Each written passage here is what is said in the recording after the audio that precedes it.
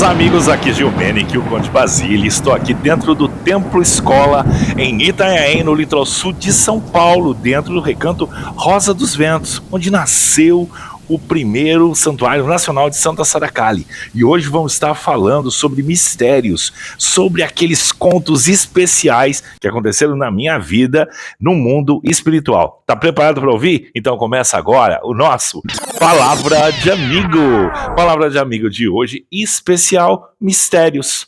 Verdade, gente. Muitas das pessoas entram em contato, passam mensagem dizendo assim: Gil, e os mistérios? Você não vai contar de novo os seus contos? Você não vai contar pra gente como aconteceu, como foi, aquelas mistérios sobrenaturais que já aconteceram na minha vida, dentro da espiritualidade, fora? Exatamente. Então eu venho com um conto hoje muito importante. Hoje nós vamos falar sobre a questão da Umbanda e do Candomblé. Exatamente. Como vocês sabem, eu sou sacerdote de Umbanda desde muitos anos. Eu tenho mais de 30 anos de sacerdócio de Umbanda. Eu sou da mesma religião desde que nasci, então eu nunca mudei de religião.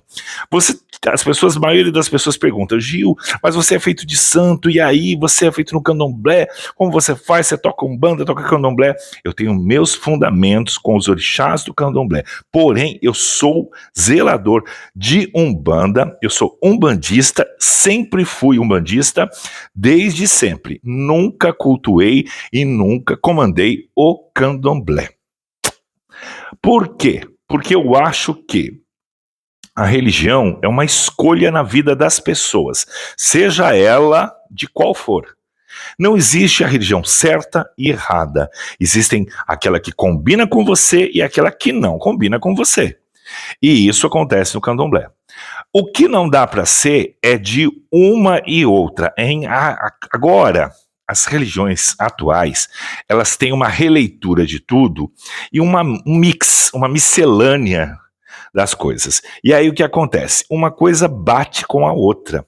Por isso que eu falo, quando você decide ser uma pessoa praticante ou até chegar à liderança em uma religião, em uma história, é complicado, porque você não dá para você ser da outra. Você tem que respeitar a outra com toda a sua individualidade, né? Então, assim, de um lado tá os umbandistas, do outro lado tá os candomblecistas.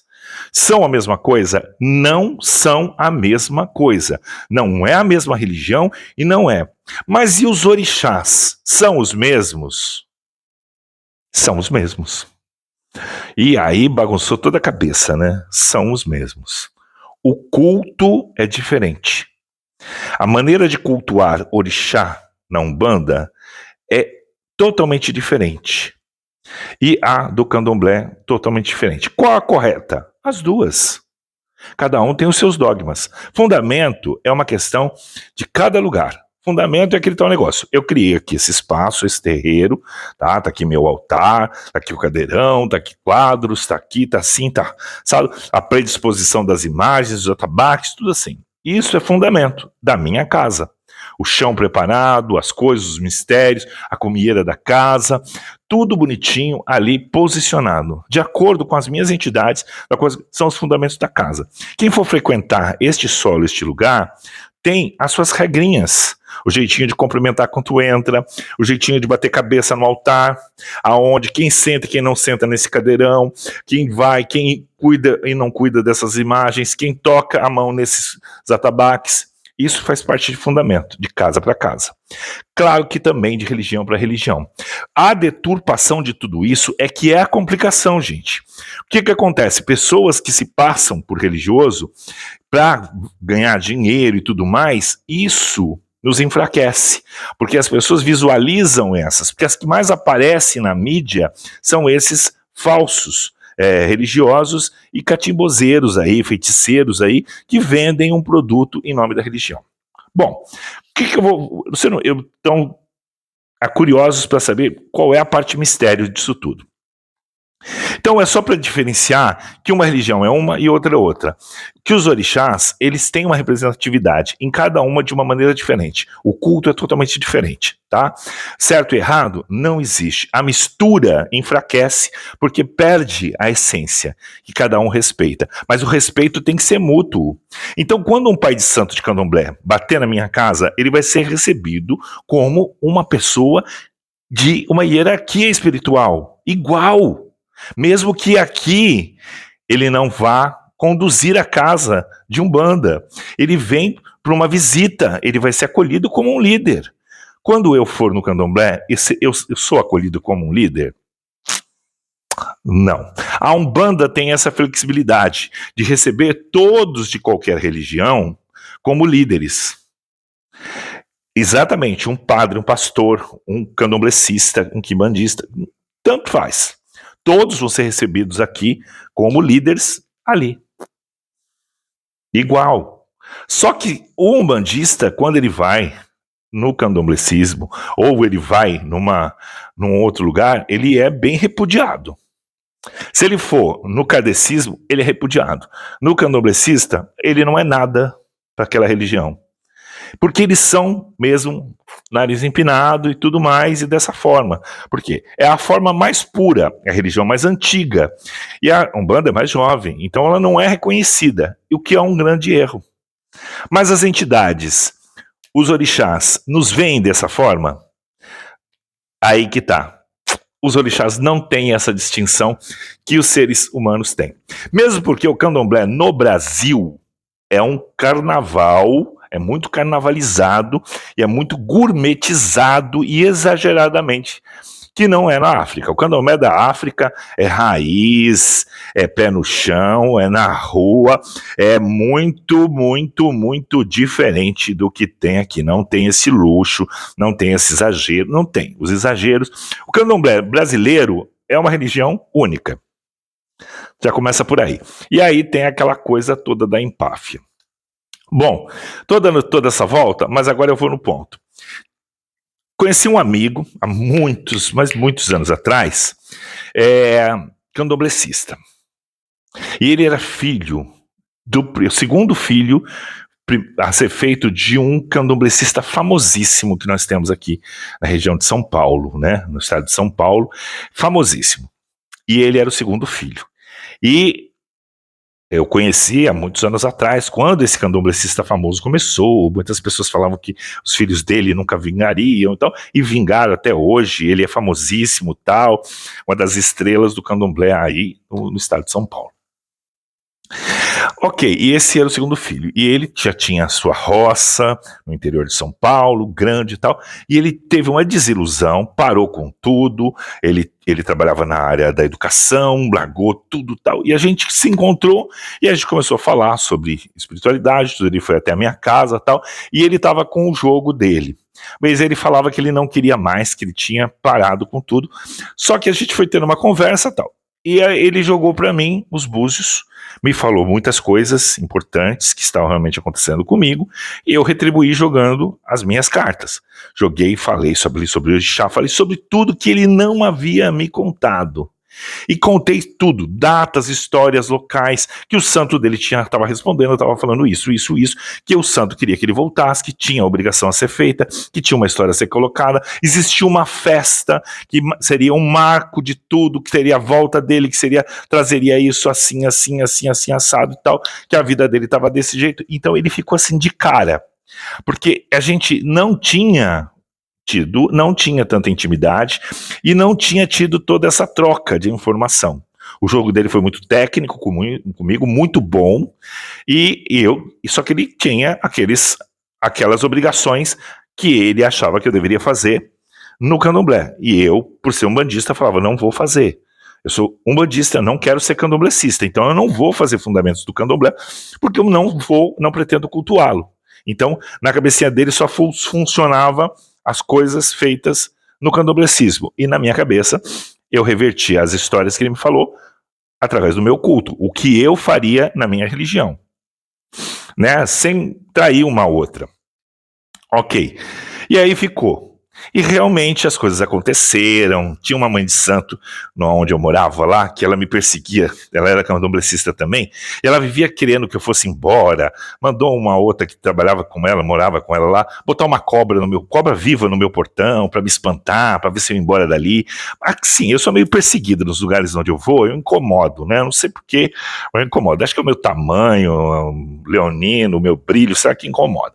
Então ela vivia assim perseguindo. E ela veio, encontrou a gente ali no portão de casa, e tava um dia lindo de repente, e aí ele tava lá nesse dia que ele tinha ido lá, a gente tinha terminado aquela consulta, ela veio, xeretaça, aquela pessoa que ficava investigando minha vida, e aí ela veio, ai, sou fulano, tal, ele falou, esse aqui é o pai fulano, tal, ele é assim, filho de fulano, tal, aí ela quis dar uma levantada, assim, começou a falar umas coisas, que ela era disso, de uma categoria do candomblé, mas aquelas coisas, né, descendente daquilo, do fulano.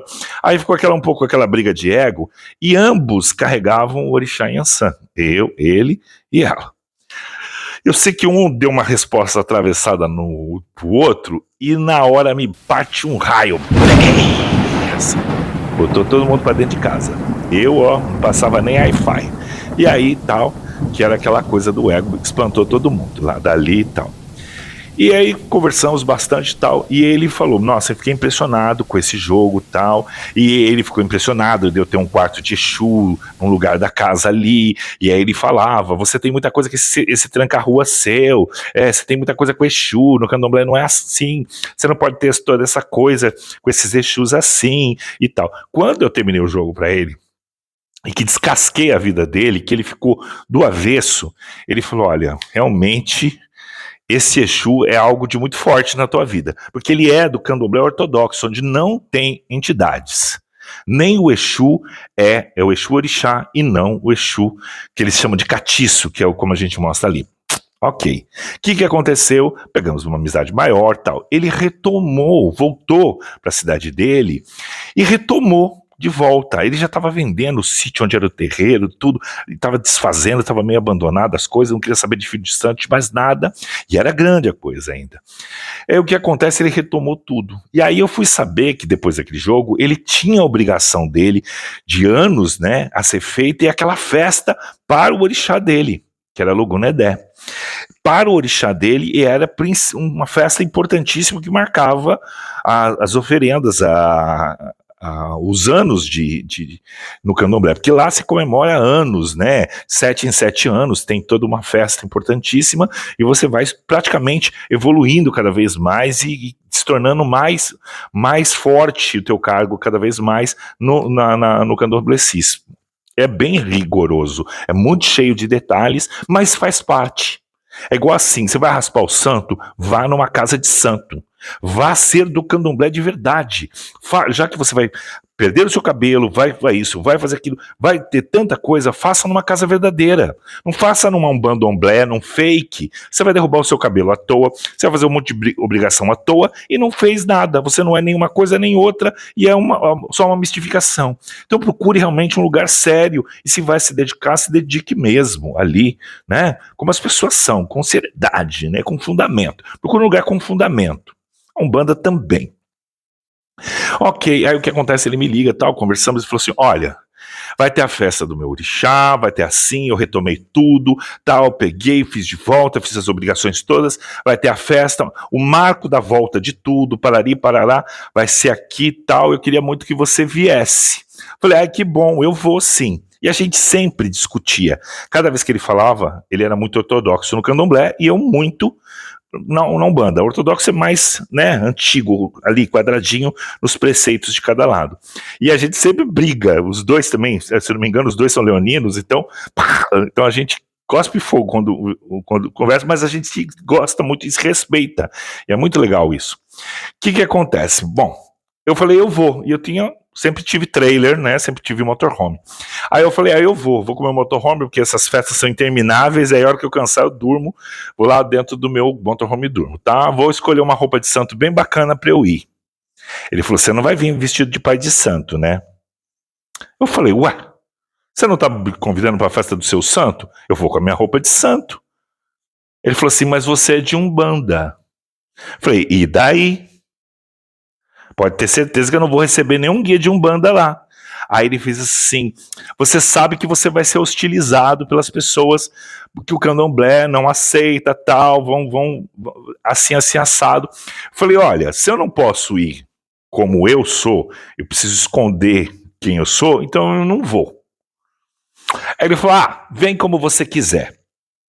O importante é que você venha, porque eu devo muito a você essa volta. Graças ao seu jogo, que nenhum outro pai de santo do candomblé fez, mas o seu fez, me fez acordar e vir. Falei, tá bom, então eu vou. Eu, pra variar, eu atraso tudo. Eu atrasei pra nascer, que eu nasci de 10 meses e tal. Fui. Peguei o trailer e tal, cheguei atrasado, já tinha começado tudo. Era um lugar muito grande, realmente difícil de achar, porque era uma chácara no interior de São Paulo e tal.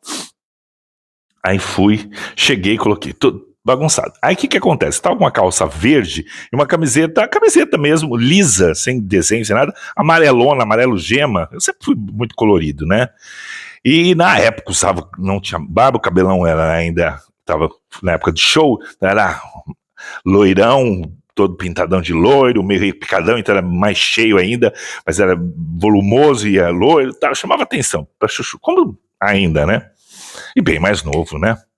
E aí cheguei uma filha de santo e passei de longe assim, né? 2 metros, gente, pra todo mundo que me conhece pessoalmente se assusta. Nossa, como você é alto, eu tenho 2 metros, eu sou alto mesmo, muito alto. E aí tô assim, de longe, então eu já parecia de longe assim, mas já tava o xirê a roda com todos os orixás vestidos já, ali é o lugar, o formato do terreiro era redondo, todo assim, porque tem uma gira em volta, é diferente, até a dimensão do barracão de candomblé é diferente da Umbanda, não tem imagem de santo, não tem nada, são só assentamentos, são fundamentos ali, e é muito, muito bacana.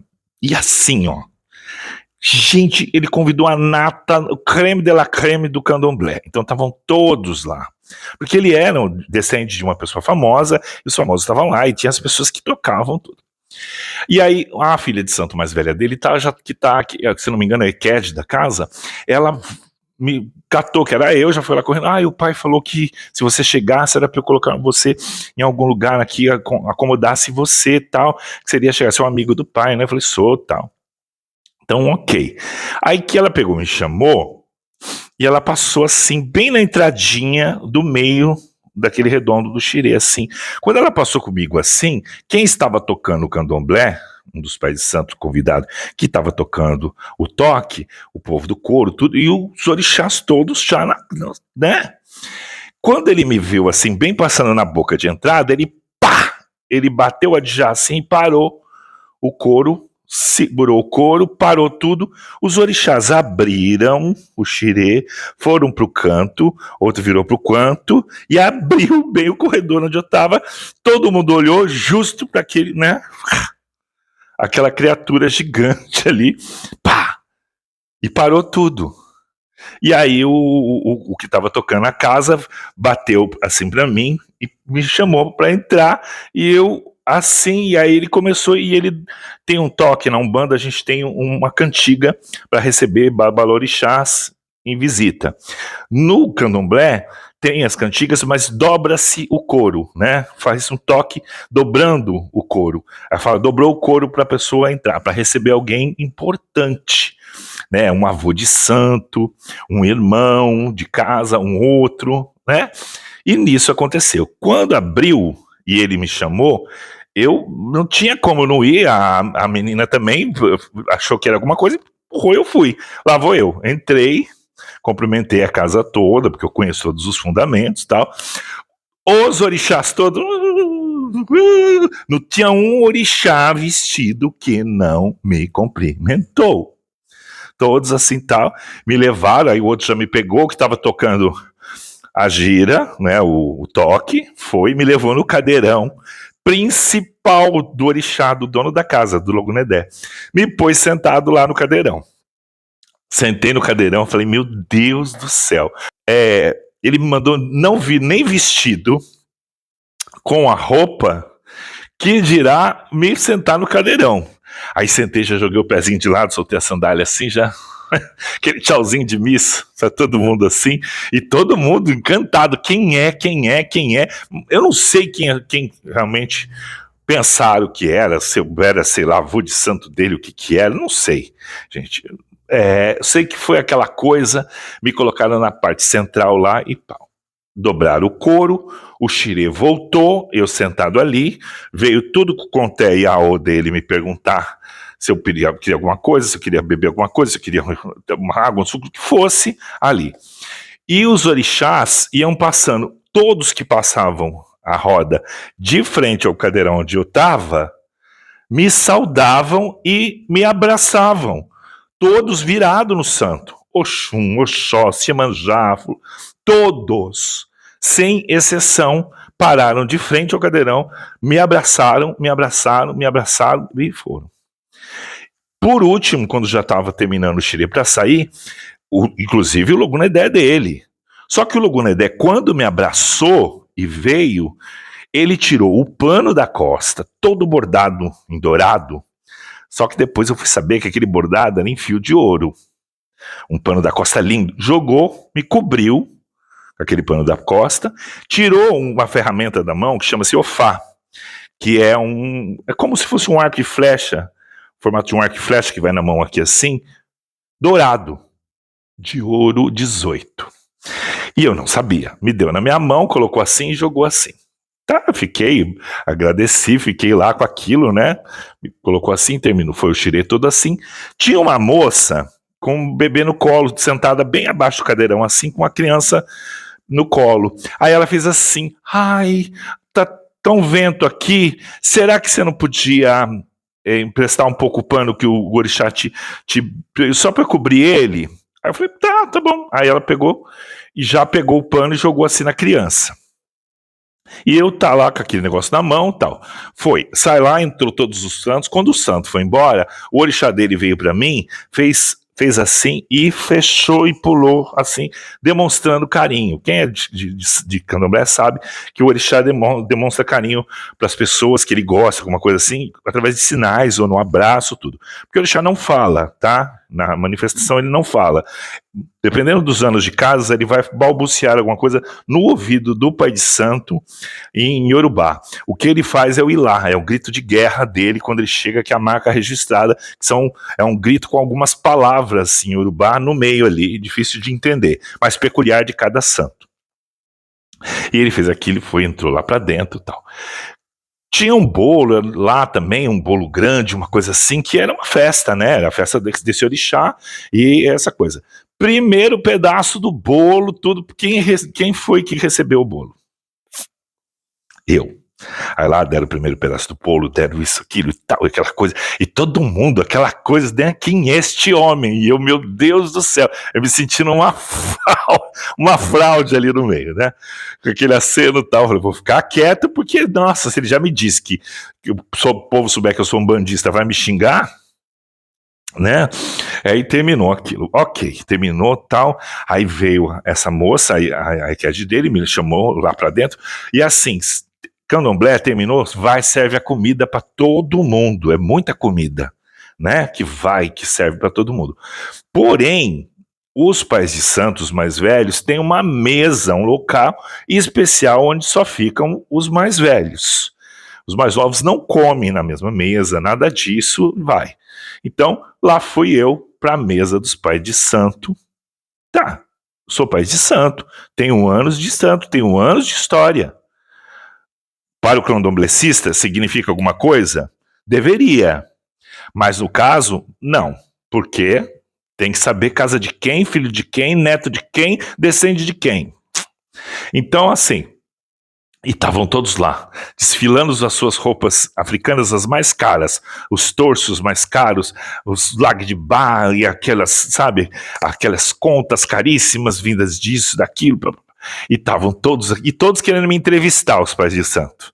Da onde que era, porque viram toda aquela manifestação em prol de mim, queriam, mas ia vergonha de dar um furo, como se eu fosse alguém muito famoso, falar assim, se eu perguntar, olha, como é que ele não sabe, né? Se ele não sabe, né? Então não perguntavam, e eu Tentava mudar de assunto e tal. E nisso, o pai de santo que me convidou, meu amigo, estava lá se desvirando no santo, desvirando os outros, tal assim. Enquanto isso, estavam só os pais de santo visitante ali e o que tocou todo lá. E todos assim, ai, ai, me puseram na cadeira da cabeceira. Tudo bem, sentei ali, todo mundo assim, tentando me entrevistar, e eu fugindo das respostas, né? Nisso chega meu amigo. Quando ele chega, ele já, né, porque ele estava com o santo, ele não viu o que aconteceu, nada, nem o que o santo dele fez. Chegou, olhou assim, me viu sentado na cabeceira, sobrou a cadeira do lado para ele sentou, me abraçou, cumprimentou todo mundo, me abraçou. Quando ele me abraçou, ele falou no meu ouvido: que você está fazendo aqui na minha cadeira? Falei, não sei, me botaram aqui e tal. Ele falou assim, nossa. Falei, quer que eu levante? Ele, não, que é pior. Ele falou, fica quietinho. E pronto. Aí eu peguei e falei assim, você não sabe da missa metade o que aconteceu. Aí ele fez, eu vou matar a fulana, que é a filha de santo dele, que é de dele. Falei, não faça isso porque ela não é culpada. Isso no ouvido, hein, gente? Tá, acabou, todo mundo comeu, dispersou, saiu fora de todo mundo. Aí ele veio e falou, o que acontece? Menino, que tal? Falei, olha, nem fica com azedo, porque eu não tenho culpa, e nem sua filha de santo tem culpa. Eu cheguei, aconteceu isso. Você ficou no meu cadeirão, ficou. Eu dei uma pulada na história. Antes da gente ir pro jantar, quando eu estava sentado ainda no cadeirão, na hora, lembra daquela moça com o bebê que pediu para cobrir a criança porque estava ventando? Pois é, terminou, eu falei, para quem eu entrego esse objeto aqui e o pano, para quem que eu devolvo, que o orixá me deu aqui para segurar? Aí ela fez, não, pode deixar. Aí a mulher que estava com o bebê, pode deixar, eu pego aqui, eu entrego lá dentro. Falei, tá bom. Aí dei o objeto para ela e o pano. E aí eu contei a história para ele, e ele bravo com a menina, com tudo assim. E eu comecei a ficar chateado com ele. Porque, poxa, você me convidou, eu não fiz nada, me colocaram lá, a outra colocou, agora quer dar bronca na moça, que me colocou tudo assim. E eu falei, olha, teu orixá me deu aquele pano dele bordado, e o coisa, devolveram para você lá dentro? A moça do bebê devolveu para você lá dentro? Depois que você desvirou? Ele falou assim, como assim? Quando eu desvirei, parte da roupa de santo minha não tava. Aí disseram que ele deu. Foi para você? Eu falei assim, ele colocou em mim. Ele falou, não, então ele te deu. Eu falei, não, eu devolvi.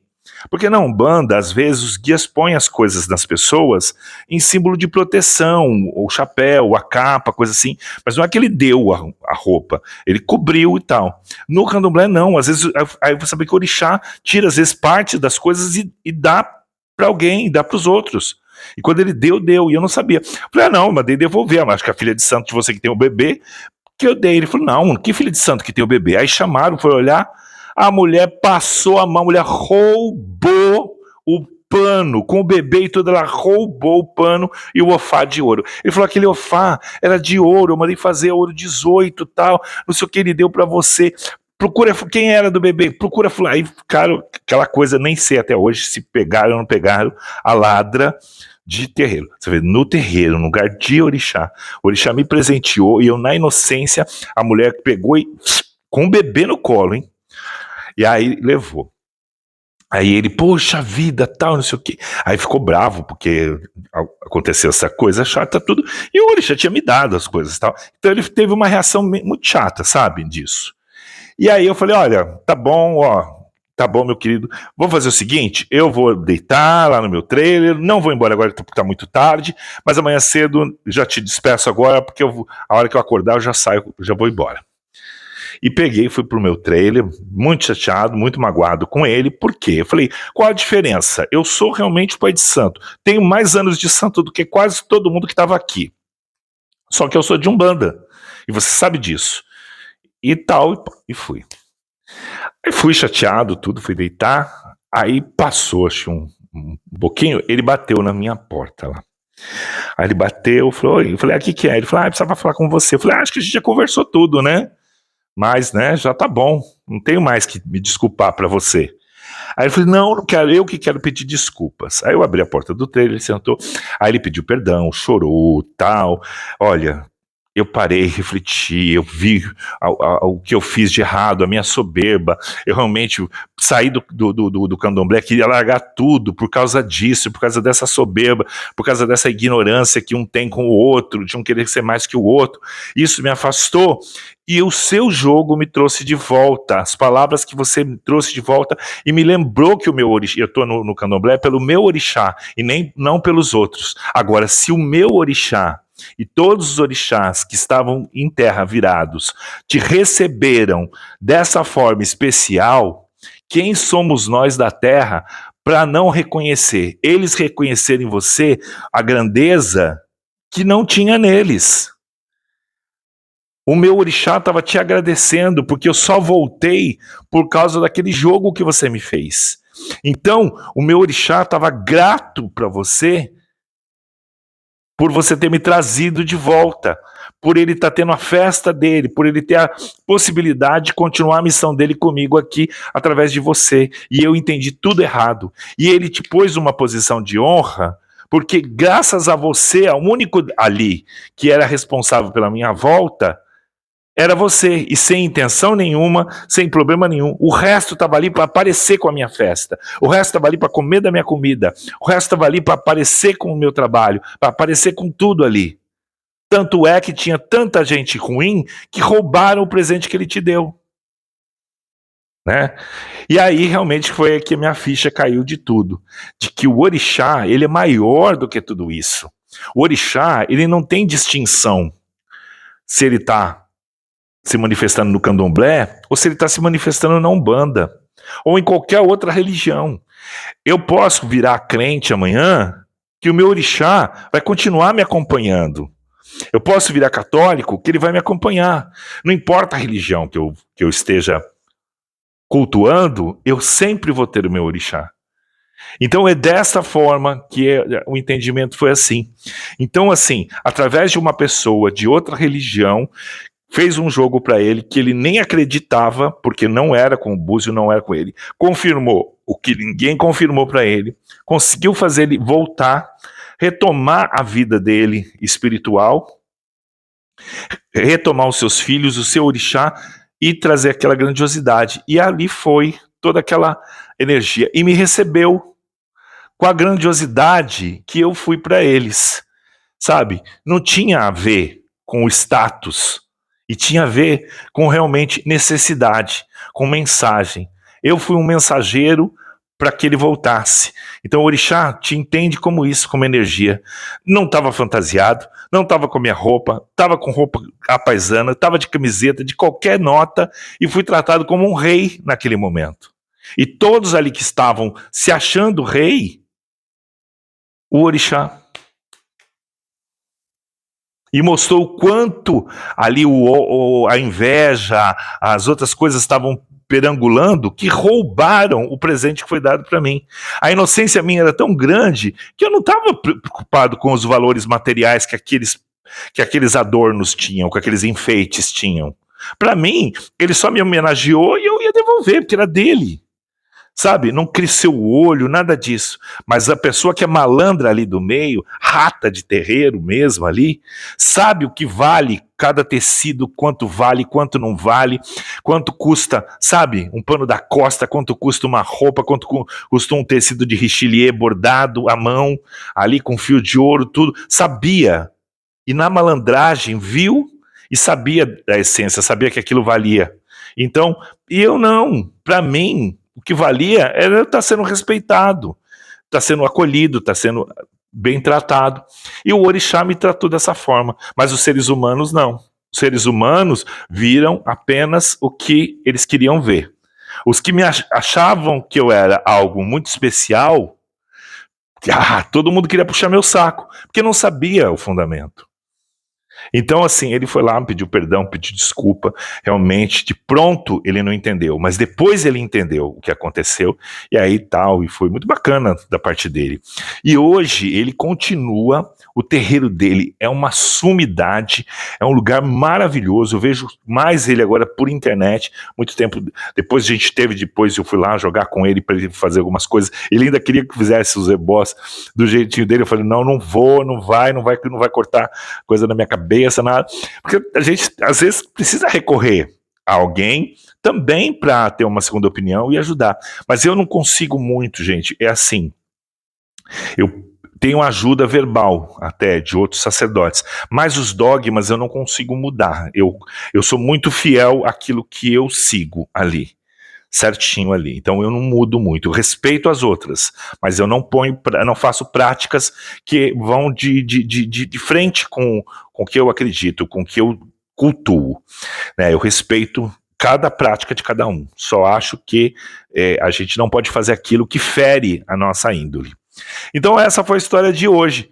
O que os orixás viram de um pai de santo de Umbanda e um pai de santo de Candomblé, e toda uma leva, né? E essa rivalidade que tem entre as duas religiões não levam a nada, porque o orixá não vê, ele vê além disso.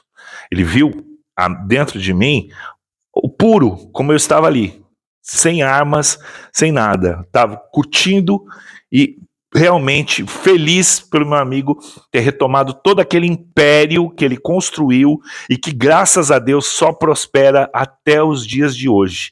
E se eu fui porta-voz, naquele momento, do orixá, para que ele retomasse a vida dele, eu fico muito feliz, porque aí a minha missão como sacerdote está cumprida. Eu não estou aqui para arrebanhar pessoas para o meu lado, ou para a minha religião, ou para a minha casa. Eu estou aqui para orientar pessoas a serem melhor cada vez mais na vida. Serem seres humanos melhores, espíritas melhores, sacerdotes, ou religiosos, ou ateus melhores como seres humanos. O princípio de tudo é ser uma pessoa melhor, uma alma boa, uma alma pura. E é isso que a gente entende sobre isso. E o orixá me recebeu, me presenteou e viu dentro de mim quem realmente era e o que o povo da terra às vezes não vê. As pessoas veem o que querem ver, ou a ostentação, né, a fantasia, o folclore, o carnaval, os adornos valem mais do que a essência. Só que, lá em cima, no plano deles, da espiritualidade, tudo isso não tem valor. O que tem valor é o que está aqui, dentro do nosso coração. Gostaram? Essa foi a história de hoje do nosso Palavra de Amigo Mistérios. Então, gente, se você gostou e chegou até o final do vídeo e quer que esse vídeo engaje e quer que eu entenda que você conversou comigo, que ouviu todas as minhas palavras até o finalzinho, então escreve a palavra-chave aí. Exatamente, a palavra-chave é orixá. Orixá.